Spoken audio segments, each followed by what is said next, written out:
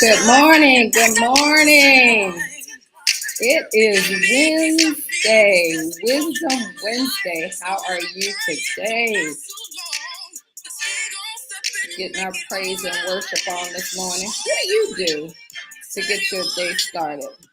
How do you wake up and honor God? My name is Cathy. I'm the founder of Bible Business Academy, and we come to you Monday through Friday with business tips, how to build your business online. And today we're talking about Wisdom Wednesday, a faith-filled journey. That's what we're going to talk to you about. So as you come on, say hello. Let me know where you are tuning in from. Let me know if you're catching this during the live or replay. And I always say, if you have something that you want to know more about, please make sure that you put that in the comments and go to BibleBusinessAcademy.com so that you can learn more about how we can help you live out your purpose. Because this is about you and what you desire and what you want. So I'm excited to be here today to be able to share with you guys. And I'm going to go ahead and get this party started, y'all. Y'all ready for this? All right. Let's get it done. Let me go ahead and switch things over. And so good morning again. And I want to welcome you out to Wisdom Wednesday. Wisdom Wednesday. Today we're going to talk about a faith-filled decision making. It's a vital topic when it comes to faith-driven entrepreneurs. Like, think about this. Sometimes when you're making decisions in line with our feelings or changing or challenging stuff, and especially when you think about, we can't always see the full picture of what's going to happen. But the great thing is that the scripture and real life stories of Christian business leaders that we're going to discuss today, it gives us incredible examples of how faith and wisdom work together. You don't have to figure it out yourself. We are here to help you. So let's go ahead and explore 3 powerful approaches to faith-filled decision making. And we're going to draw that from the Bible. And we're also going to look at the journeys of some Christian leaders for today that I know you all can relate to. So first, relying on God's wisdom and like Solomon and Cathy Truitt, that's where we're going to start at. Like, it's just amazing when I'm going through these stories and preparing for this. It's like it fires me up. So I wanted to fire you up as well and give you hope that you can make it through your business life journey. In Kings 1 and 3, Solomon prayed for wisdom over wealth or power. So think about that. He prayed for wisdom over wealth and power. That's funny. I put my phone on do not disturb, but it just rang. So he prayed for wisdom over wealth and power and asking God for a discerning heart. God granted him not only wisdom, but also he granted him success and prosperity. And that's a beautiful thing. See, for Solomon, seeking wisdom first set him on a path of blessing and impact. And see, I know a lot of times in business, in goal setting and planning, the first thing that we focus on is the money. Show me the money, right? We got movies about it. Show me the money. Where's the money at? But if you get the wisdom and you get when you seek that wisdom and you get that understanding, guess what? That's going to bring you the money that you need and desire. It may not come when you want it to come, but it will come. So that's the thing that I want you to look at, that when you start your planning out, or even if you're in the middle of your journey, do like Solomon, do like Cathy Truitt, start with wisdom. Ask God to guide you through that wisdom of what you need to make it happen. Because this modern day example of this approach from Truitt Cathy, the founder of Chick-fil-A, built Chick-fil-A based on Christian principles and sought wisdom through the power of prayer at every stage of his business. I mean, so you think about that. He chose to close his restaurant on Sundays. And that's when restaurants are open, right? But he was like, I don't care. I'm going to do what I feel that God has called me to do. And through that, I'm still going to have success. So that decision was grounded in faith, and that prioritized God's over profits. We're the same way. We are closed on Sundays, and everyone kept saying, but we need you to be open. And I always say, well, just tell them we're like Chick-fil-A. We don't open on Sundays, because that's our way of giving, not only honoring God, but also honoring the people that we work with, to give them the opportunity to enjoy their family, to get some rest, to worship, to be able to not worry about if I have to come to work on that particular day. And with Chick-fil-A, despite the industry being skeptical about it, and showing that, when you see God's wisdom and his principles and you put that first, he will provide for you. He will always provide success in ways that we don't even imagine, or we don't even expect. So let me know what you got from that, from Chick-fil-A, and how the owner of Chick-fil-A decided to seek wisdom and to follow what he felt God was calling him to do, and to honor God by closing his restaurant on a day that most people say you should be open, right? So the second is acting in faith like Abraham and David Green.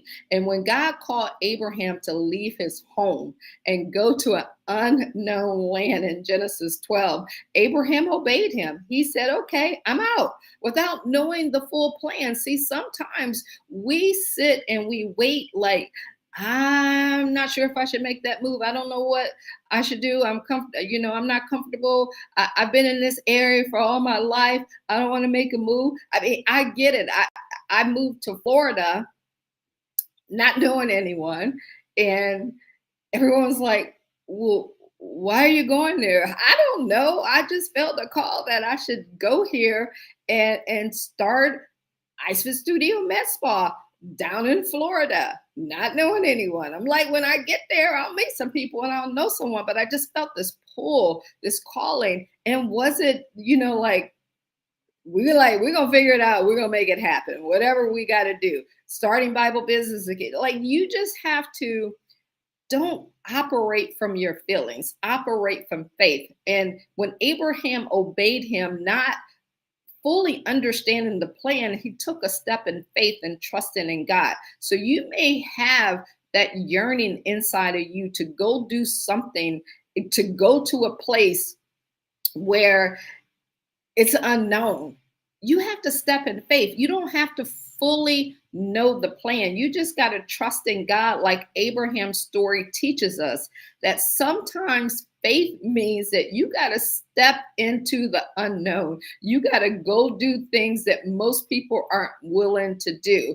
And then David Green, the founder of Hobby Lobby, is a modern day Abraham in this sense. When Green felt convicted about running a business, see, that's the thing, convicted about running a business that truly honored God, he risked it all by aligning his business practice with his faith. Green raised his employees' wages. He fought legal battles to maintain his faith-based practice, because they try to tell you how to operate within your own business, and even took bold steps of giving much of his wealth to further God's kingdom. So you got to ask yourself, how are you stepping out in bold faith? His business has thrived, and he credits that success to following God's calling without compromise. That's the key right there. Don't compromise on what the world wants. You have to go with what God wants you to do. See, Green's story teaches us that when we act in faith, God provides clarity and blessings along the way. So that's something you definitely don't have to ever worry about. And last but not least, we're going to look at seeking wise counsel like Moses and the founders of In-N-Out Burgers. Man, if you haven't had In-N-Out Burgers, I love me some In-N-Out Burgers when we go down to Vegas, and it's been a while. That's another story of faith-filled decision-making in Moses, in Exodus 18. Moses was overwhelmed by the demands of leading the people in Israel. You ever been overwhelmed by your business, by your employees, by your customers? You ever been overwhelmed by what you're doing? But his father-in-law, Jethro, advised him to delegate his leadership to trusted individuals. And see, that's the key. You got to find some trusted individuals who you can delegate your leadership to so that it can take some of the burden off of what you're doing, and it will actually help it grow. And you got to seek that wise counsel. By listening to wise counsels, Moses found a sustainable way to lead effectively. See, there is a way out. If you're feeling overwhelmed in your business, if you got too much on your plate, there's a way out. You just got to go to God and let him guide you. In the business world, Esther Snyder and her son, Rich, the founders of In-N-Out Burger, also understood the value of wise counsel and family-centered biblical leadership.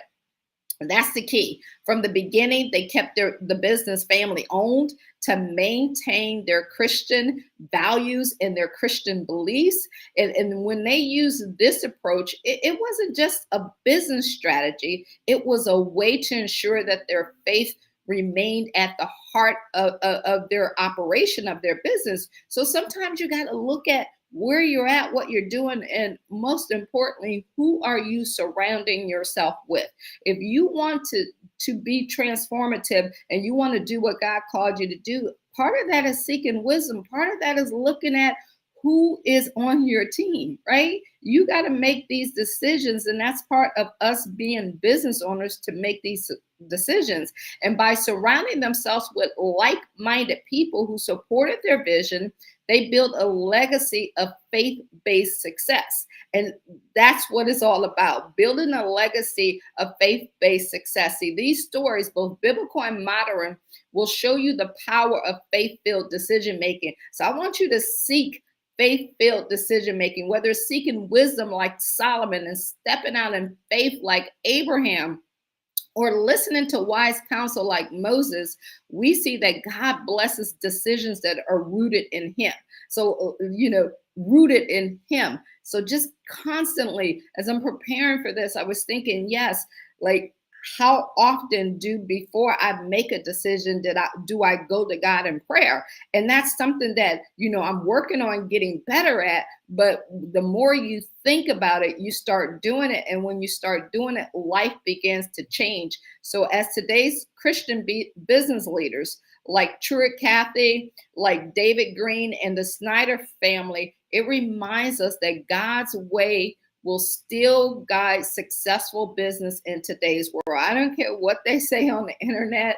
I don't care, thinking about anything that you hear out there. I want this Wisdom Wednesday to encourage you to live in wisdom and to operate out of faith and choose and honor God in every part of your decision. So let's go forward in faith and let God lead our path. So I hope this brought you value today. And guys, make sure that if you want to know more about how to build your business with biblical principle, you can tune in Monday through Friday. And, like on Tuesdays, we did Tech Tuesday. So we're going to teach you how to come online and build your business from A to Z online. So go to BibleBusinessAcademy.com, BibleBusinessAcademy.com. You can get started there. You can either join our memberships, or you can actually join a program where we're going to teach you from A to Z how to build your business online. So let me know what you got out of today. What was the biggest aha moment for you? And I appreciate you guys. And we will see you tomorrow on Toolbox Thursday. All right, y'all. I will talk to you later. Have a good and wonderful day.